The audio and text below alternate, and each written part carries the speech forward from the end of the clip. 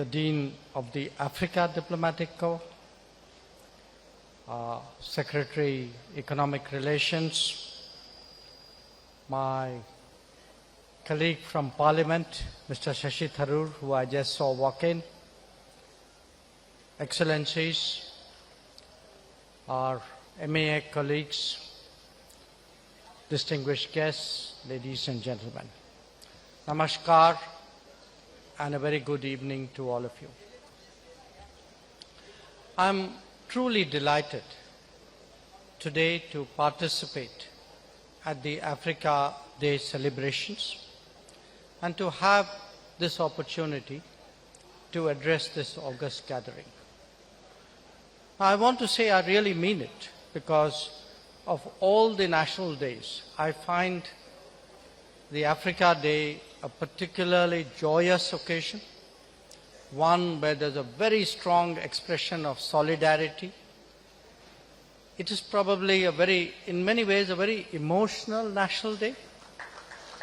And you know, I think I speak for all the Indians in the room that today, in many ways, is an occasion for us to express our very, strong sentiments and deep bonding with Africa.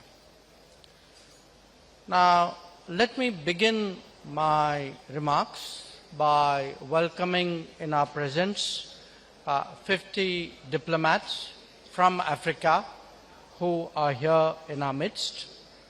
They have come here, all of you, welcome.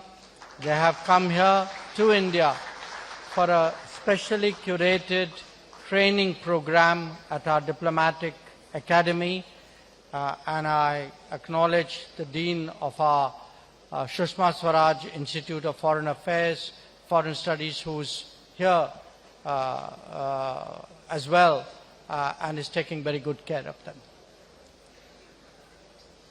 Friends, Africa Day, we all know, commemorates the founding of the Organization of African Unity in 1963.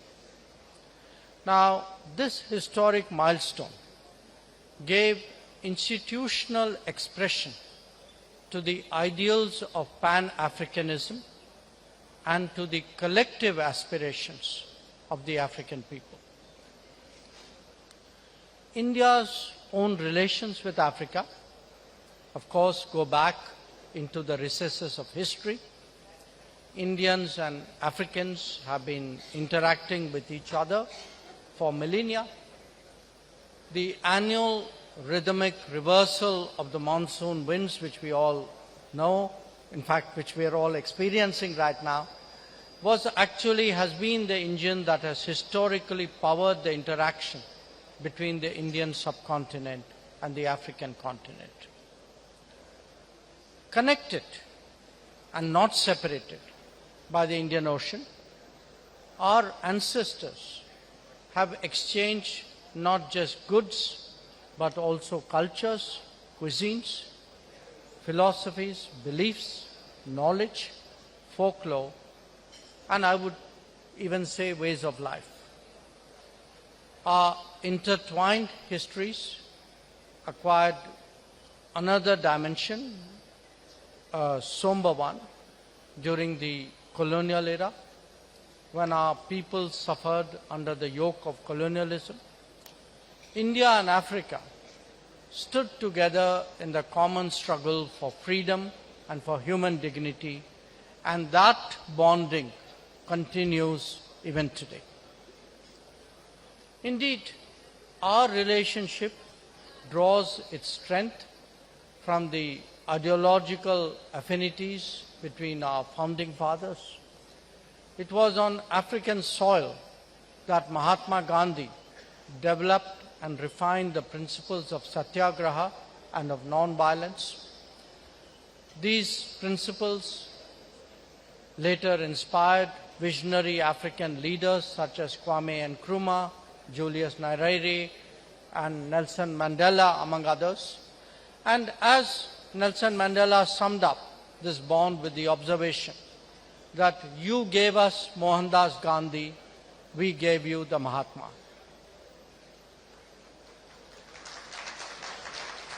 Following the attainment of independence by Indian and African nations, our countries began engaging with one another as confident, sovereign, and equal partners.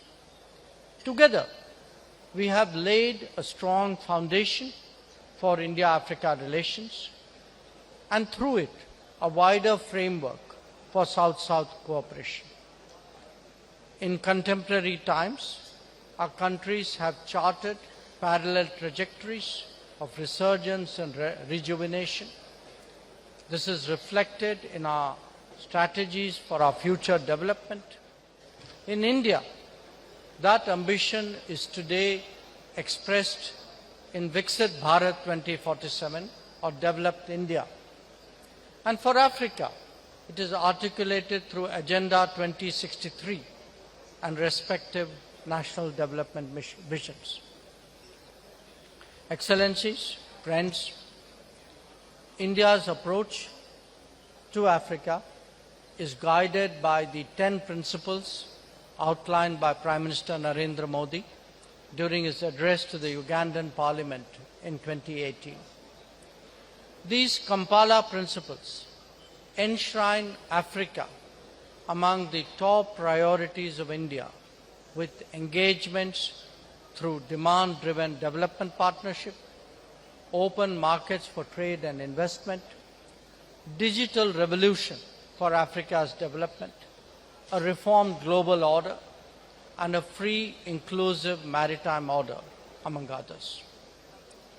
I'm also pleased to share that over the past decade, more than 150 high-level visits have taken place between us, reflecting the sustained political commitment of both sides.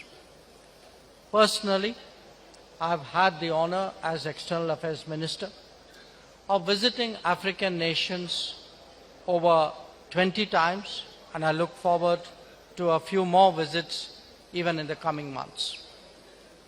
India has opened up 17 new diplomatic missions in recent years, expanding our resident footprint to 46 African nations. Friends, the inclusion of the African Union as a permanent member of the G20, to which Ambassador Maliki alluded, during India's presidency, was a seminal step in the direction of India's enduring commitment to the African continent and indeed to the global south. Guided by this spirit, India is a strong votary of Africa's rightful place in a reformed United Nations Security Council. We similarly seek your support to ensure India's permanent seat on the UN Security Council. Excellency, friends, the theme for Africa Day 2026 is Africa, a land of rich culture and opportunities. And this truly captures the dynamism of the continent today. India is proud to be one of Africa's largest trade and investment partners. Our bilateral trade stands at US $93 billion last year. Similarly, India has emerged as one of the top investors in Africa, with cumulative investments exceeding US $80 billion. And these are spread across a varied set of sectors, from telecom, energy, pharmaceuticals, infrastructure, agriculture, and digital services.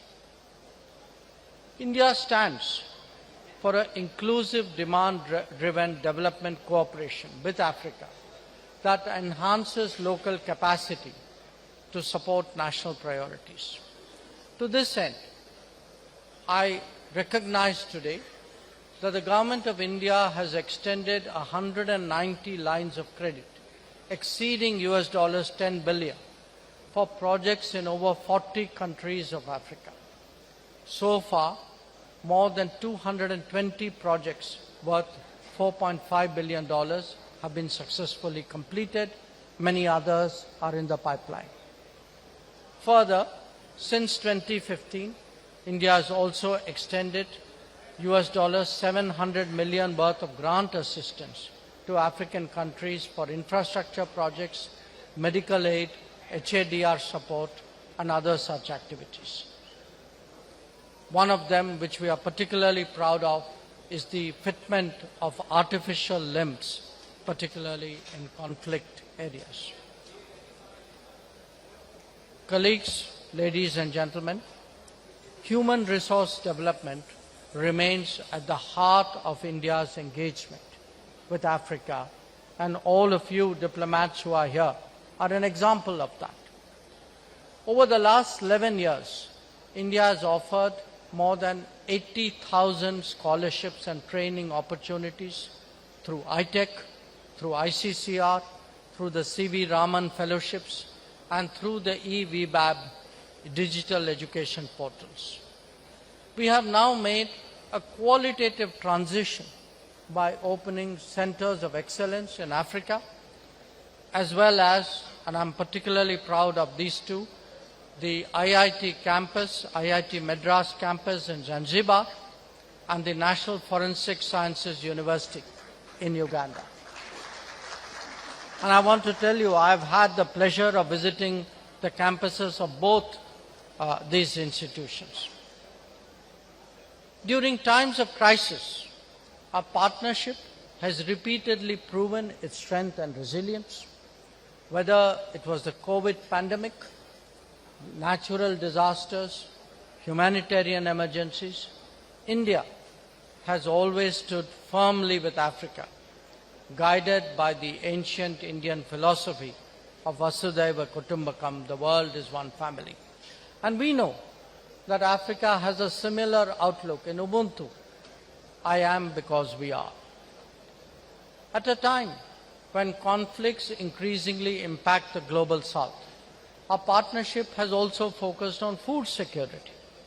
Recent examples include the supply of food grains to Burkina Faso, Mozambique, Lesotho, Namibia, Zambia, Zimbabwe, Nigeria, Botswana, and Sierra Leone.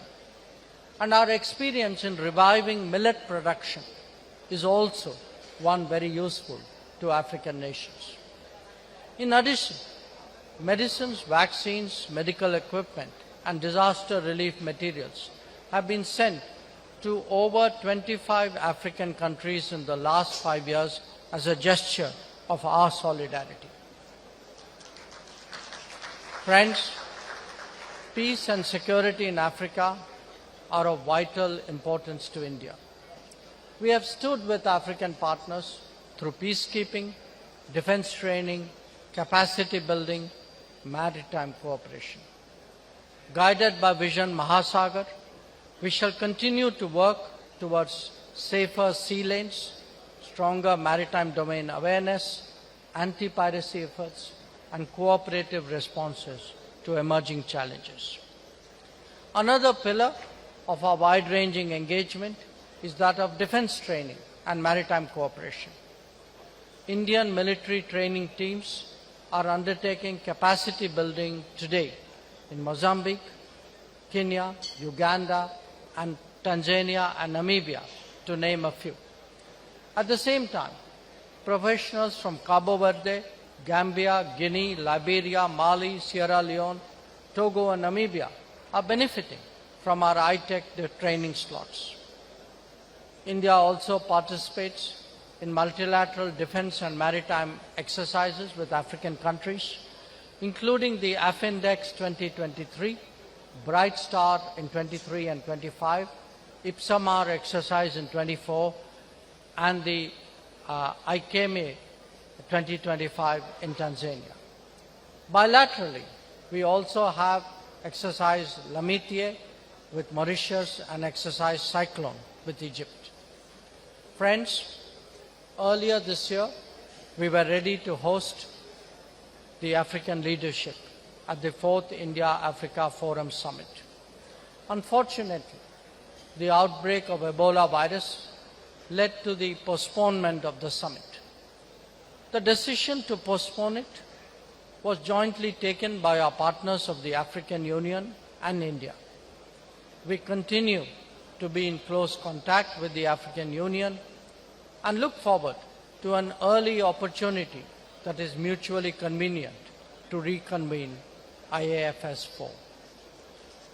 As a trusted partner of Africa, India has pledged to give a package of $10 million of in-kind medical equipment and support to Africa's CDC and partner countries at risk. I'm pleased to share with you today that we have already extended 3 tranches of aid as a part of our pledge. Friends, Africa today stands at the cusp of a transformation. With its immense demographic strength, its vast natural resources, and its great entrepreneurial energy, India too continues its confident journey of innovation-led rapid growth and qualitative transformation. Together, we represent not only a very large share, a very significant share of the world's population, but also a powerful joint force for global progress. Building on our shared foundations and ambitions, our two sides are ready to grasp opportunities and co-create a bright future, one based on innovation and sustainability, and that drives our countries and the global south and the world to a better tomorrow. Excellencies, ladies and gentlemen, let me conclude with a very clear message. Africa is our partner. Africa is our priority. Whether we speak of a multipolar world order or of reformed multilateralism, it is our firm conviction that it will happen only when Africa is given its due place.